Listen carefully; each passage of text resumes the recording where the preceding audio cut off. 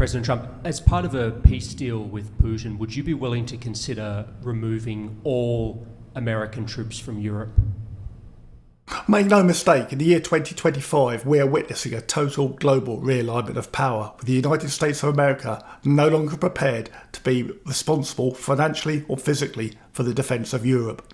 This has caught all European governments virtually asleep at the wheel, because since the end of the Cold War in 1991, all European governments have cut their military funding and military capability down to the bone.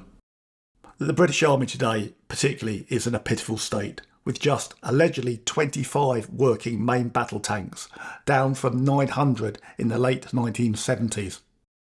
It is not just 900 main battle tanks and various other armoured vehicles the British Army got rid of. In 1991 we also got rid of the British Army's tactical nuclear capability, something that the media is now calling to be reinstated.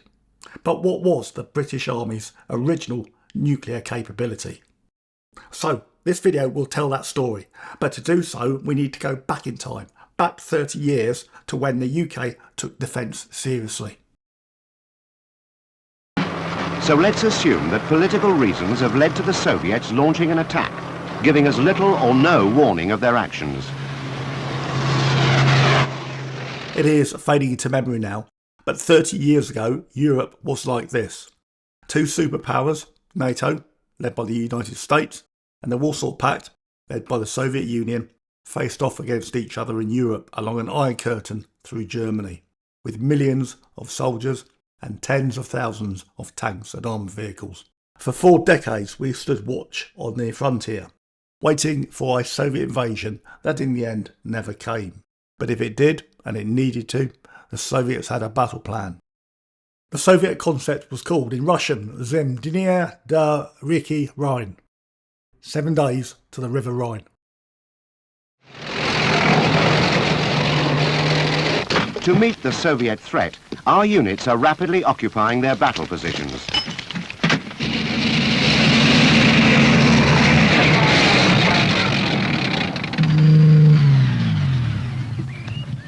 NATO divided West Germany into defensive core sectors by nationality. One BAOR Corps, one British Corps, with its 3 armoured divisions, faced off against the 3rd Soviet Shock Army, with its 4 tank divisions. And then, in echelon behind that, was the 20th Guards Army in the southern Berlin area, with another 4 divisions. Throughout the Cold War, the Soviets kept watch on one BAOR Corps from their mountaintop observation centre known as the Brocken. Now I've made a separate video about that. Check it out, link in the top right corner. For every 1 tank we had in the field, the Soviets had 3. NATO's battle plan to defend Europe was initially to utilise conventional armoured defensive tactics. But if the Soviets breached the River Weser, which ran through the centre of West Germany, NATO would enact the Weser Protocol and utilise the most destructive weapons known to man on the battlefield.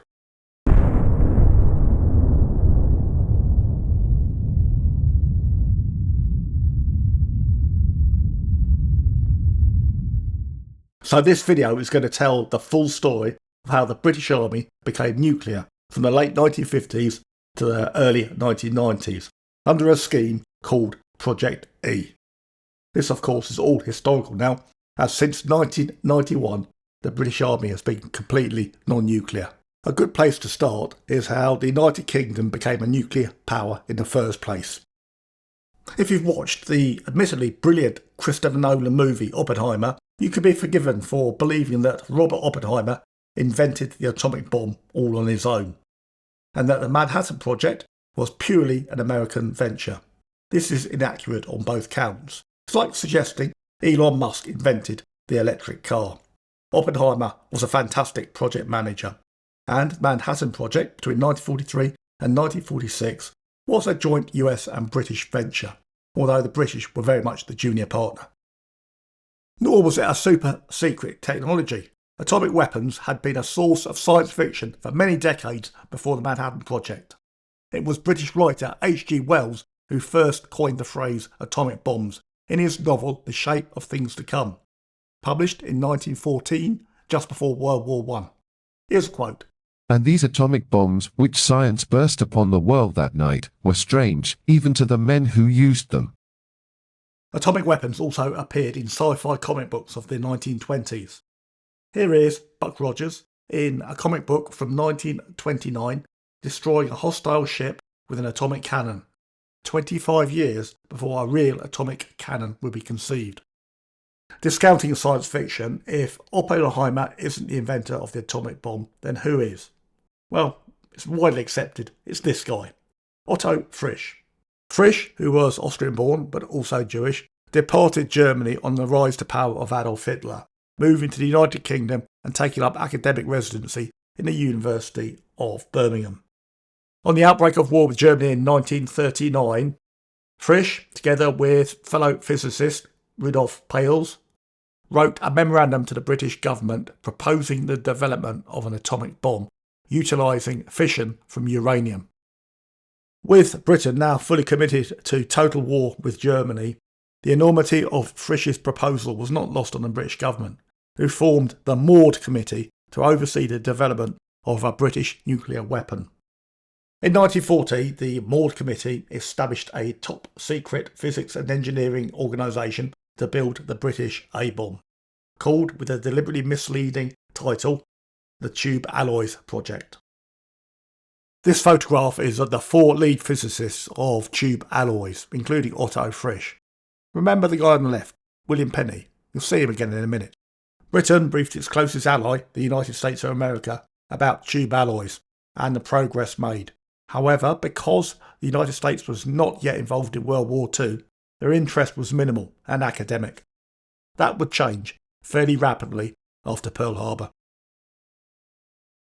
After the US entry into World War II, and by 1942, with dire warnings from the British and also physicist Albert Einstein that Germany was developing an atomic weapon, during 1942, both the UK and the US had separate atomic bomb projects. But by 1943, it was clear the British were falling behind.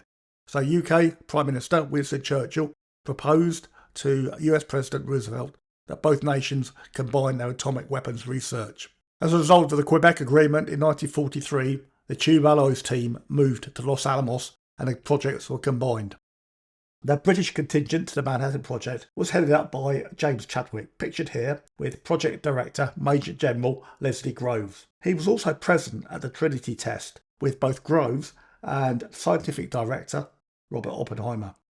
So how come, in the Hollywood version and most historical books, the British are written out of the history of the Manhattan Project? Well, that was due to what happened after 1945.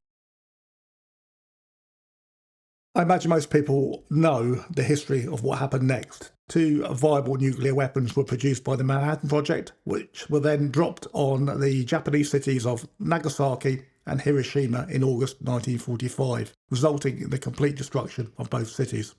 And here's me a few years back on a research trip to the city of Hiroshima, pictured opposite the world-famous UNESCO site, the Atomic Bomb Dome, which is one of the few surviving structures from the bombing, and marks the hypocentre of the detonation. It is worth remembering that Little Boy, the highly enriched uranium A-bomb that wiped out Hiroshima, a city the size of the UK's Manchester or the United States' Boston, was just 15 kilotons in yield. Remember that when I talk about yields of Cold War devices. The enormity of the power of nuclear weapons was not lost to the United States government, and in 1946 they took decisive action to ensure that only the United States had access to atomic weapons technology. In August that year, President Harry S. Truman signed the McMahon Act, taking possession of all nuclear weapons technology for the United States government. The result of this was that British scientists working on the Manhattan Project had their work seized and they were removed immediately from the project. The British protested at the highest levels of this betrayal by their closest ally, but the US government were having none of it. The McMahon Act ultimately failed in its aim in preventing adversaries getting hold of nuclear weapons technology, because in mid-1949 the Soviet Union under Joseph Stalin exploded a test atomic bomb. So where did the USSR get its technical information from to create an atomic bomb? Unfortunately, we British gave it to them, because the British team at Los Alamos had been infiltrated by a spy, Klaus Fuchs. During his time on the Manhattan Project, Fuchs had been passing nuclear secrets to the USSR. He was eventually put on trial in the United Kingdom, but under a technicality he could only be awarded 14 years in prison because during World War II the USSR was an ally of the UK, not an enemy as it was under the Cold War. The investigation into Klaus Fuchs led to the unmasking other Soviet spies in the Manhattan Project, and ultimately to their handlers, the Rosenbergs, Julius and Ethel Rosenberg in New York City, who were eventually put on trial for treason. In 1953 they both went to the electric chair. By all accounts they did not die well. The fact that the principal Soviet spy in the Manhattan Project had been on the British team at Los Alamos provided further justification to the United States government for excluding the British from nuclear weapons research and planning. The British government saw the Americans' decision to freeze them out of nuclear weapons research as a national humiliation and would not take it lying down.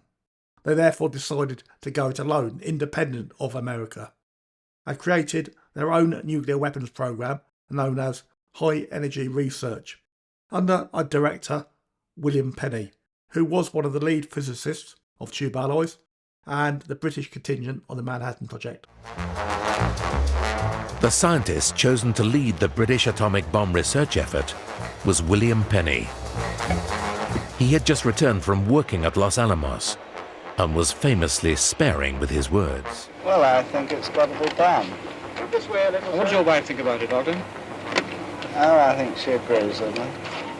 And in your spare time, in your free time, what do you do? It's a complete contrast to the work that you're doing now. I usually play golf when I get the chance. Yes, keen golfer. Within 6 years, William Penney's team had developed a viable atomic device.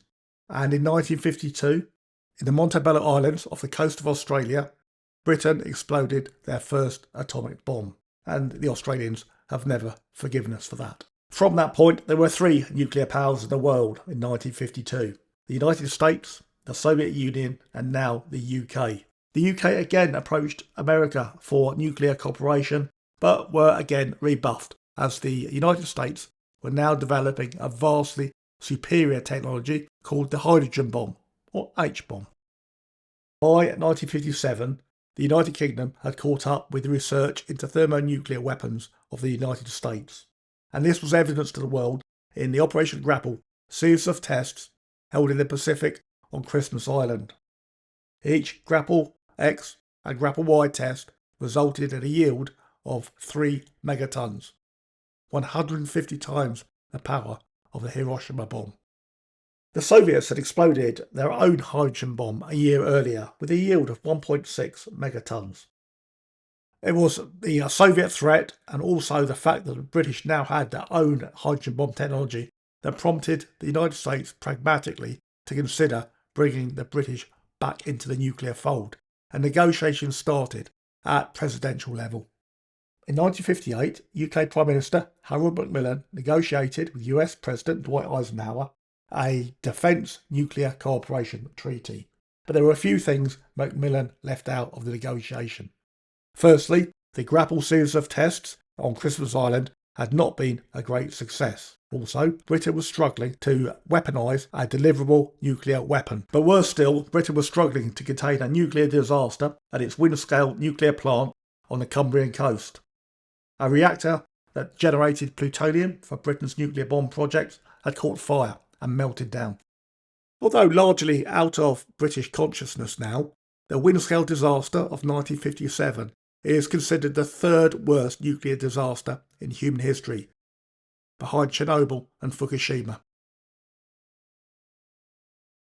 With the Windscale disaster virtually halting plutonium production and technical difficulties elsewhere in the UK's bomb project, Macmillan was entering the negotiations with a very weak hand of cards. But conversely, Eisenhower was not entering into the negotiations in good faith. The United States believed if they entered into a treaty with the UK, they could effectively take control of the United Kingdom's nuclear weapons project and control its deployment. Thus, in 1958, the UK-United States Mutual Defence Agreement Treaty was signed, a treaty that still stands to this present day. You could conclude that both sides got what they wanted from that treaty, because in 1963 the UK bought the United States Polaris submarine-based ballistic missile system, and since that day has been beholden on US technology and control. The United Kingdom's dependence on the United States nuclear technology was seen as a major weakness by the Soviets throughout the entire Cold War, as evidenced in this cartoon. Polaris, of course, was a strategic system, but at an intermediate and tactical level, the United Kingdom had a major shortfall. So, for the defence of Europe, the United States loaned the UK nuclear weapons under the Mutual Defence Agreement in a scheme that became known as Project E. Under Project E, the United States supplied the UK with weapons for the Royal Navy, sometimes called Project N, the Royal Air Force and the British Army. This video is only concerned with those supplied to the Army. The first system supplied to the Royal Artillery was the very primitive ground-to-ground Corporal ballistic missile system. Between 1958 and 1965, 2 Royal Artillery regiments based in West Germany were equipped with this missile system. This 1960s era training film gives you a taste of the equipment. This mobile servicing platform permits troops to work on the missile after it has been erected on the launcher. Final compatibility tests are completed and the corporal is ready for firing. With the fire mission established, troops at the launching and guidance platoons receive their instructions. Firing data is set up on electronic equipment in the computer van, and final checks are underway in the ground guidance area. This vehicle will provide remote control connections between the missile and the firing pit. Missile air tanks are pressurized from a mobile air supply. The firing panel is given a final check to ensure tightness of all cable connections. All pre-firing tests have been completed at the radar van. The firing panel operator makes communications tests with the guidance area. The collimation crew makes a last-minute adjustment of the alignment between the radar set and the radar target line. In the computer van, technicians keep a close watch on oscilloscope patterns that depict signals from the missile.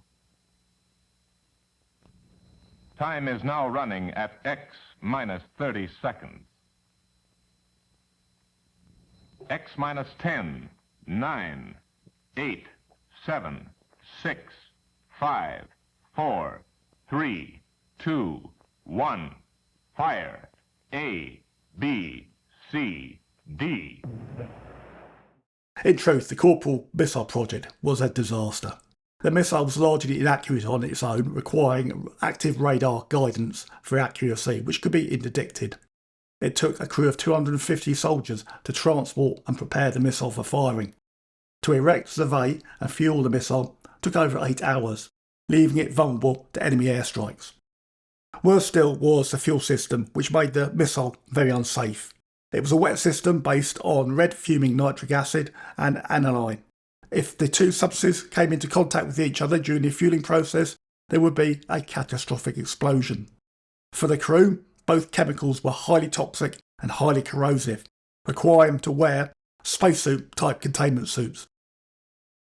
And if that wasn't a big enough a safety hazard, then you had the warhead, which was a Whiskey 7, 20 kiloton, plutonium Fat Man type device, which was nowhere near single point safe. What that meant was, if the fuel caught alight and blew the missile up on the launch site, there was a high possibility the warhead would detonate too. The Whiskey 7 was created in the time before use controls, before permissive action links, and it was rumoured you could initiate the warhead with a car battery. So problematic was the Corporal missile system that the British Army considered unilaterally withdrawing from the project and returning them to the United States. The British government also declined the Corporal's successor, the Sergeant missile, for the same reason. While the British were struggling with the longer range Corporal missile system, a much more practical delivery system came online and was available from the United States, the Honest John solid fuel truck launched system. Although it was shorter range, it was much more practical for the use by the British Army.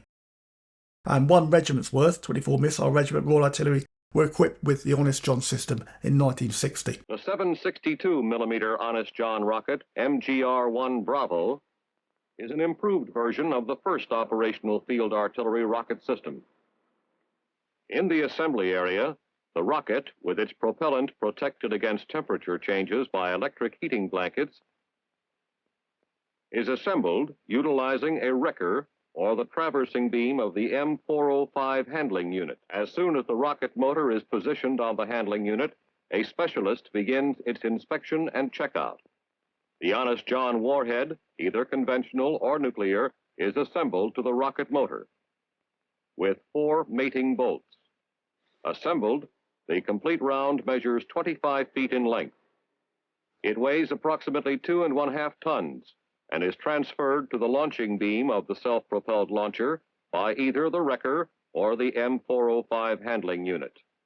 It is secured by steel shoes, which will guide it up the rail-type beam when it is fired. For travel, the launching beam is folded back. With the assembled rocket in place, the 17-ton M386 launcher has the mobility of medium artillery.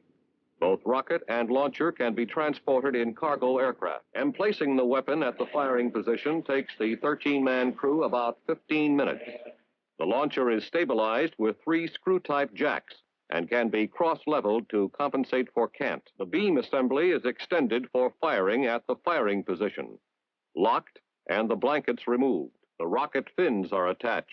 Sighting and laying procedures, including bore sighting and the use of gunner's quadrant and panoramic telescope, are like those used with cannon artillery.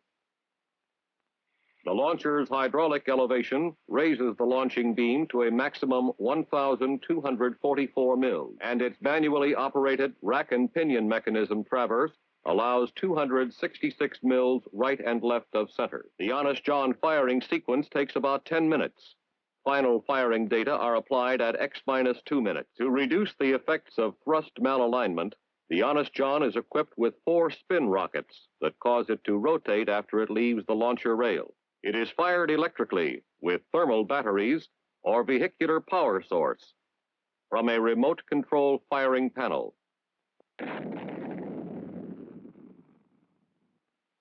In less than 4 seconds, the propellant is burned, delivering 110,000 pounds of thrust to launch the Honest John to a target as far off as 38 kilometers.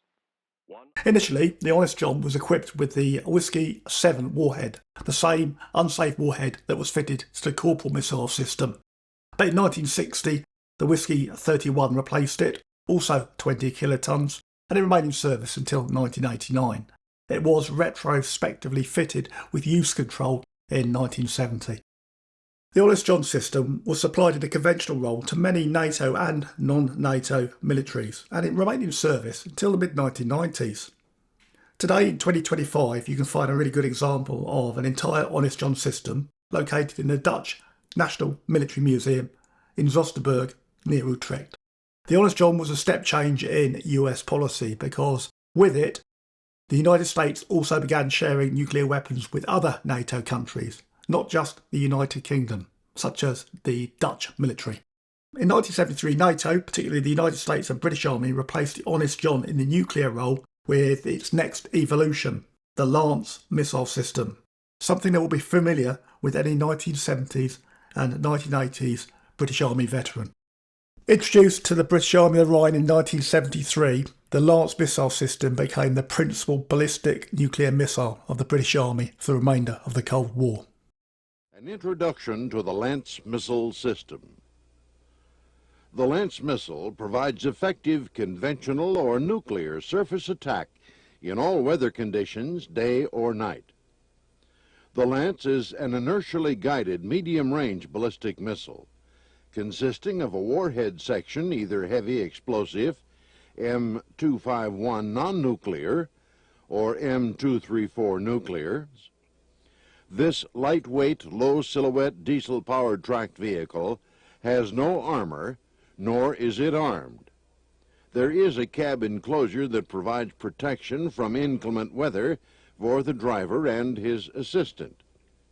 This vehicle, when fitted with a boom crane, is called the LT, or loader transporter. The primary function of the LT is to self-load and transport the Lance, to load mated missiles or MMAs on the launch fixture, to mate or demate missile rounds, and to perform other hoisting tasks requiring a mobile boom crane. When the rear ramp is raised and locked in position, this vehicle is watertight, so it can cross small lakes or streams. When the launch position is reached, the MP operator and the section chief verify a green go condition. The countdown begins. The safe arm switch is placed in the arm position. The safe fire switch is placed in the fire position, which fires the Lance missile. The Lance missile, when deployed with the non-nuclear warhead, can be fired to a range of over 80 kilometers.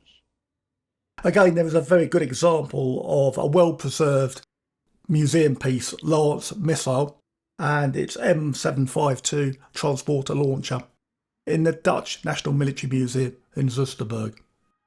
Notionally, the Lance system had a non-nuclear cluster munition warhead capability, but it was never really intended for that role, and such a role was replaced by the multi-launch rocket system in the mid-1980s in NATO anyway. The nose cone of the Lance contained what we today consider a fairly basic inertial and analogue guidance system, but the warhead was fairly modern. It was a Whiskey 70, which had a variable yield settable between 0.5 and 50 kilotons, depending on the target. The Whiskey 70 warhead occupied the centre third of the missile nose cone. And here is a museum piece of a bare Whiskey 70 casing. And for comparison, same warhead, Whiskey 70 on the left, sat next to a Whiskey 80 warhead, which was used on the ground launch cruise missile system. For scale, a Whiskey 80 warhead is about the size of an office fire extinguisher. Compared to the dangerous Corporal Whiskey 7 warhead just 15 years earlier, the Whiskey 70 now came with a number of safety features. This is a command disrupt control box, which is used to operate if the warhead is likely to fall into enemy hands. The operator enters a pin code and then twists the knob all the way round to the DI setting, pulls and turns the metal handle, which renders the warhead completely useless electronically. The Whiskey 70 was also the first generation of NATO battlefield nuclear weapon that was fitted with permissive action link controls, meaning the warhead could not be armed until electronically unlocked by a custodian unit with one of these cryptographic devices. As I've mentioned, the Lance system was the principal short-range nuclear ballistic missile of the British Army during the last 2 decades of the Cold War. One Royal Artillery regiment was equipped with the system. 50 Missile Regiment, based in Northumberland Barracks in Menden, West Germany. The Lance system was decommissioned at the end of the Cold War in 1991, and 50 Missile Regiment were placed in suspended animation in 1993. Of course, most people associate nuclear weapons with missiles. But of course, there was another side to the story. Nuclear artillery, or standard nuclear tube artillery as opposed to rocket artillery. So in the next part of the video, we're going to tell the story of the British Army's nuclear artillery. The story starts at the height of the arms race in the mid-1950s, where Los Alamos National Laboratories, the former Manhattan Project, were tasked with the feasibility of buttoning up a nuclear weapon into an artillery shell that could be fired from a cannon. Hence the nickname for the first nuclear artillery shell, the Whiskey 9, was called the Button. The British attempted to develop their own nuclear artillery system, but failed dismally because the smaller you make a nuclear weapon, the more intricate and delicate the technology. Prior to the Project E agreement, the United States deployed the Whiskey 9 artillery shell into West Germany to be fired from a specially constructed 280mm cannon. The atomic cannon has never been fired in Europe. What you will see here is a simulated atomic explosion. But the atomic cannon can be fired in Europe. The guns are ready, the men are ready. This is the U.S. Army's largest field artillery weapon. It weighs 85 tons, but it can go anywhere artillery goes. It is manned like any other artillery piece. Today, it is thoroughly integrated in NATO's defense system. To demonstrate the capability of Atomic Annie and a Whiskey 9 artillery shell, in 1953 it was live tested in the Nevada desert during Operation Upshot Knothole. The yield was 15 kilotons. That is twice the explosive power of the bomb dropped on Hiroshima. It is probably worth pointing out that in all the Cold War years, Upshot Knothole was the only time that a nuclear artillery shell was live tested from an actual cannon.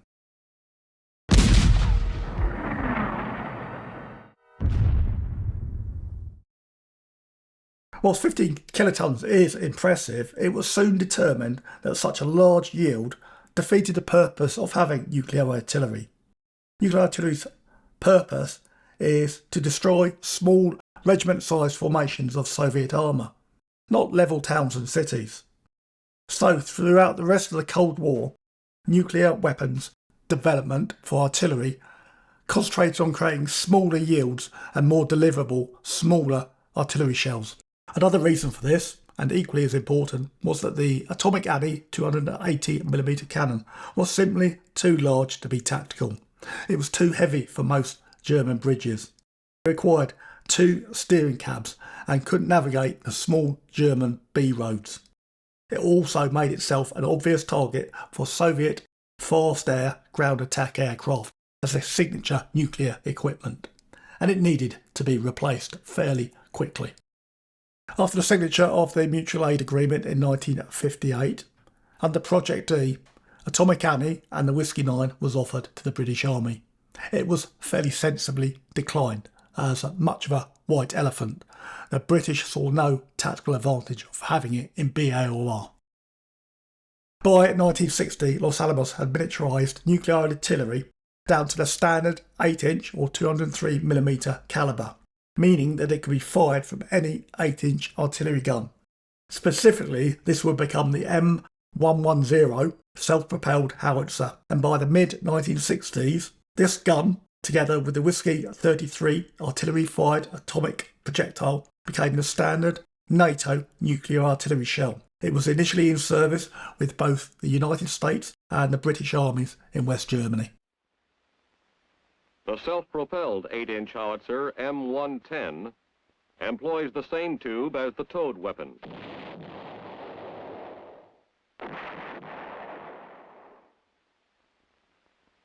Range, rate of fire, traverse, and maximum elevation limits are the same as those of the towed 8-inch howitzer. However, traverse, elevation, and loading are accomplished on the self-propelled weapon with hydraulic power. The hydraulic power system greatly increases the speed with which the M110 can engage its targets in its usual general support role.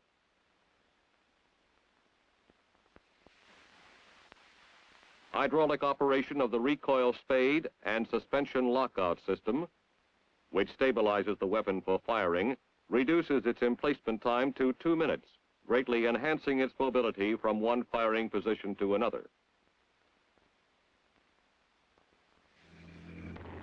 It carries 5 members of the 13-man crew, the rest traveling in a personnel carrier. Designed specifically for artillery purposes, this rugged, efficient carriage is capable of high speeds on average roads, but can also handle rough terrain, snow, and mud. Its cruising range is 375 miles. Air transportable, the self-propelled 8-inch howitzer is a division, corps, or army support weapon. Certainly, the Whiskey 33 was an improvement on the oversized Whiskey 9 warhead and the Atomic Annie cannon, but it did come with some limitations. It was a highly enriched uranium gun-type device, similar to the technology in Little Boy dropped on Nagasaki in 1945. But for criticality safety, its fissile elements were stored separately in its transit case and only assembled when it was about to be fired by a technician. It created a radiological hazard in peacetime storage that made it quite difficult to store and handle safely. The Whiskey 33's yield was between 5 and 10 kilotons, a reduction on the 15 of its predecessor. Despite its limitations, it remained in service to the end of the Cold War. The Whiskey 33 had no permissive action link, so that meant if you had the warhead complete and an artillery gun and a propellant charge, you could fire a nuclear artillery shell. It is believed that in the field, the secondary fissile component was stored separately from the warhead itself as a form of permissive action link. By the 1970s, nuclear artillery technology had come on leaps and bounds. In 1975, a replacement for the Whiskey 33 began production. The Whiskey 79 artillery-fired atomic projectile was a plutonium linear explosion device contained within an 8-inch artillery casing. Unlike the 33, it was a sealed unit which required no assembly before firing or much short-term maintenance. It had a much reduced yield now of 1 kiloton. It started service in West Germany in 1981, but never quite managed to replace the 33 in war stocks. The Whiskey 79 again had no permissive action link. However, it was fitted with a rotary mechanical lockout device with a combination code dial which locked out the fuse and fired system well and prevented unauthorised arming. The penultimate evolution of nuclear artillery shells came when miniaturisation technology was sufficient to miniaturise a warhead to be fitted inside a standard 6-inch or 155mm artillery casing. The effect of this meant that any standard self-propelled or towed artillery piece could fire a nuclear round, such as this M109 self-propelled howitzer in the Sosterberg Museum. The Whiskey 48 atomic-fired artillery projectile was designed in the mid-60s, but it didn't really gain its full concept of operations till the early 1970s. It was 155mm or 6 inches in calibre with a 0.1 kiloton or 100 ton yield, which is tiny compared to the Whiskey 33 and Whiskey 79. The weapon also came with a new concept in West Germany. One crew of every conventional artillery battery will be vetted and trained in the firing of nuclear fire missions. So in the event that was needed, all that would happen is that the Whiskey 48 would be delivered to the gun line required to fire it. This meant that any conventional artillery regiment could be nuclear if called upon to do so. If you're old enough to remember the early and mid-1980s, possibly you'll recall the so-called neutron bomb controversy. But can you recall what it was all really about back then? Well, it was tied to the United States and therefore NATO's intention to replace many 1950s and 1960s era tactical nuclear weapons, principally nuclear artillery shells, with enhanced radiation warheads.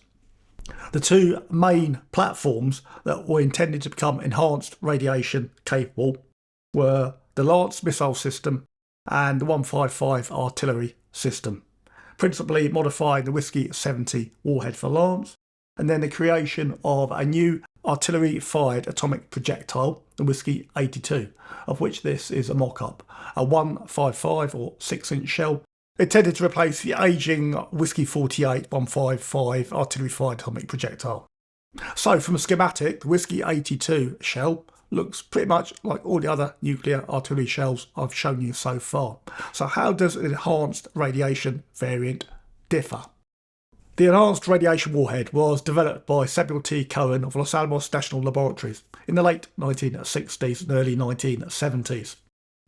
In simple terms, Cohen, a physicist, took the physics of a nuclear explosion and flipped it on its head. In a normal nuclear explosion, most of the energy is lost through light, heat and kinetic blast. In an enhanced radiation explosion, the light, heat and kinetic blast are minimised and most of the energy output is lost through ionising radiation, principally energetic particles and energetic waves. The energetic particles being neutrons, hence the term neutron bomb, and the energetic waves being gamma rays.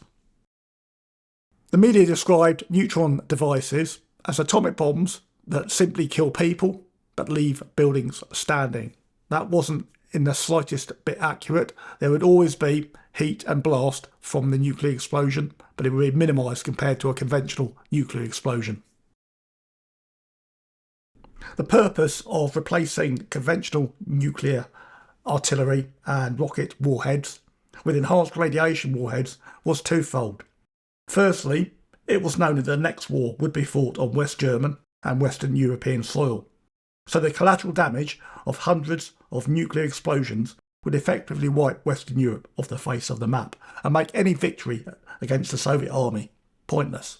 Early 1980s NATO planners believed that the use of enhanced radiation warheads accurately targeting strikes onto Soviet tank formations would destroy them with minimal collateral damage to nearby German villages and towns. And a further reason for the use of enhanced radiation warheads was that when battened down, most main battle tanks and armoured vehicles are largely hardened against conventional nuclear effects such as heat and blast, and are likely to survive unless actually in the ground zero of a nuclear detonation. With enhanced radiation warheads, the intense neutron flux effectively penetrates the armour, killing the crew, or at least completely incapacitating them and killing them within days. An after effect of bombarding any material, but particularly metal, with neutrons is that the material absorbs those neutrons and then releases them back into the environment, effectively meaning that the tanks themselves will become highly radioactive for a few days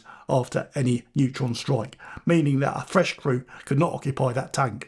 Militarily, deployment of enhanced radiation warheads sounded like a win-win situation. And US President Jimmy Carter in 1979-1980 authorised a programme for the European Theatre of Operations. However, the European people were absolutely appalled by the concept, and there were huge protests, in fact some near riots, in Western European cities, including the United Kingdom and some in the United States itself.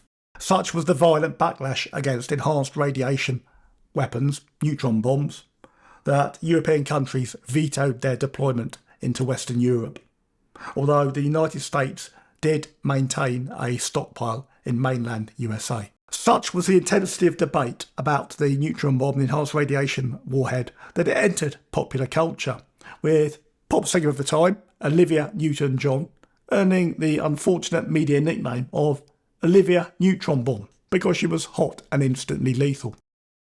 In the mid-1980s, the new US President, Ronald Reagan, attempted to resurrect the neutron bomb project in Western Europe, but very quickly it became unnecessary as world events overtook the need for deployment of such weapons. To finish off the video, we're going to look at the special ammunition storage sites that the British Army had in West Germany. A major logistical problem in peacetime was the storage of nuclear artillery shells and missile warheads, weapons that would require the strictest security, but also the need for rapid deployment in the event of hostilities. During the Cold War, this was achieved through a series of corps-level special ammunition storage sites across West Germany. During the last 3 decades of the Cold War, in one BAOR corps, we had 3 special ammunition storage sites. Menden, which housed the Whiskey 70 warheads for the United Kingdom's Lance missile system. Senelager near Barker Barracks, containing Whiskey 33, Whiskey 76 and Whiskey 48 atomic artillery shells. And Münster-Telge, containing Whiskey 76 and Whiskey 48 atomic artillery shells. Originally, all of these sites were highly classified locations to the extent they didn't even appear on German civilian maps. But since 1994, they've been declassified. Mostly they've been sold to private ownership or demolished. The Münster-Telge site is still largely intact, so let's go and visit that, shall we? The Munster-Telga special ammunition site was located about 11 miles to the east of the city of Munster and about 2 miles south of the town of Ostbevern. The special site was constructed in the mid-1960s in a remote forestry block surrounded by what is essentially agricultural land. Nearby was a World War II era conventional ammunition storage depot that was also run by the British Army. Perhaps surprisingly, the roads that served the site were public access roads, and the public could use quite freely. During the Cold War, most German civilians knew the role of the site, but kept well away from it. This is the entrance to the Munster-Telga special site in the present day. The first indication you would have had back in the day that you were not visiting a normal ammunition site is the presence of the concrete 360-degree visibility primary control tower. The primary control tower sits on top of the British Security Force building, located in the British Security Buffer Zone. The site was protected during the Cold War by a full infantry company. On a 7-day or 1-month rotation, about half the company would be stationed inside the wire, with the remainder being based as a quick reaction force in handoff about 15 minutes away. These sites had quite complicated security jurisdictions. The outer public areas were the responsibility of the German civil police and the German federal government. Inside the outer perimeter, in what was known as the security buffer zone, was the responsibility of the British Armed Forces. In a high security area which contained the warhead bunkers themselves and also an assembly and maintenance facility was the strict jurisdiction of the United States Armed Forces, and it was provided with a detachment of the United States military police that controlled access to this area. In addition to the primary control tower, there were 3 additional armoured observation and gun towers, each of which would be manned by 2 British soldiers, with the primary control tower manned by 3 British soldiers, one of which would be a corporal or a sergeant. The rules of engagement for the British Security Force were very similar to the rules of engagement for Northern Ireland, with one key exception, is that an adversary gaining entry to a nuclear weapons bunker could be engaged. This ROE did not apply for conventional munitions storage sites. At the Munster-Telga special storage site, there were 10 nuclear weapons bunkers in total in the high security area. The bunker doors were further protected by the addition of a applique security cage with an additional set of anti-personnel doors. Once inside the bunker, it wasn't very exciting. It was simply a cast concrete arch with strip lighting. Due to radiation and criticality safety issues, there were not that many weapons in each bunker, usually, depending on the nature, between 3 and 10, with a minimum spacing of 2 metres between each weapon. Originally, the threat to these sites was considered to be a preemptive assault by Soviet Special Forces, Spetsnaz. But by the mid-1980s, terrorists seeking nuclear weapons was considered to be a higher threat, but also the possibility of an invasion by aggressive peace protesters. In 1984, the Washington Times reported that Congress had voted a multi-million-dollar security upgrade to its nuclear weapons storage bunkers in Germany. One of these upgrades was the addition of the weapons access denial system to each bunker. This system was non-lethal but highly effective and consisted of a 250 kilogram blanket of razor wire suspended on the bunker ceiling that, when triggered, would drop onto the adversary below, pinning them to the ground. It may have been non-lethal, but it was fairly medieval. In the dying days of the Cold War, a massive safety scandal erupted when it became known that the US Whiskey 79 nuclear artillery shells had a fault that meant they were not considered single-point safe. In layman's terms, that means they could detonate by accident. Although admittedly, this was a very low possibility. When you're dealing with nuclear weapons, safety is everything. When the story broke in the media, the West German political opposition parties were apoplectic with rage. With German reunification just a few months away, they saw no need for such weapons to be on German soil any further. By the spring of 1990, all Whiskey 79 warheads in West Germany had been disarmed as a precaution and were non-deployable. An engineering solution was found to the Whiskey 79 problem, but before it could be applied, US President George Bush Sr. made one of the most unexpected announcements of the final days of the Cold War. President Bush has announced the most dramatic reduction of US nuclear weapons ever. In a televised address, he said he was taking advantage of the unparalleled opportunity offered by the end of Soviet communism. From the Oval Office, Mr. Bush said the United States would unilaterally destroy all ground-launched tactical nuclear weapons and bring home all nuclear cruise missiles from submarines and warships. I'm therefore directing that the United States eliminate its entire worldwide inventory of ground-launched, short-range, that is, theater, nuclear weapons. We will bring home and destroy all of our nuclear artillery shells and short-range ballistic missile warheads. We will, of course, ensure that we preserve an effective air-delivered nuclear capability in Europe. That's essential to NATO's security. Mr. Bush called on the Soviet Union to follow his example. He said, the Soviet chairman, Mikhail Gorbachev, did indeed agree to reciprocate, but before he could take action, the complete USSR collapsed. Custody of Soviet nuclear weapons passed to the new state, the Russian Federation, but its first president, Boris Yeltsin, also agreed to destroy all former Soviet tactical nuclear weapons. I've covered the Russian side of this story in another video in quite some detail. It is really interesting, and as with everything Russian, the story gets quite murky, so check it out if you've got time. Within just a few months, the United States had removed all tactical nuclear weapons from the now reunified Germany. What this meant for the British Army was overnight, the British Army went from a nuclear army to a non-nuclear army. And certain delivery systems, such as the Lance system, was now completely obsolete. Britain's nuclear artillery units were either disbanded or re-rolled in the options for change defence cuts that came in the mid-90s in the UK.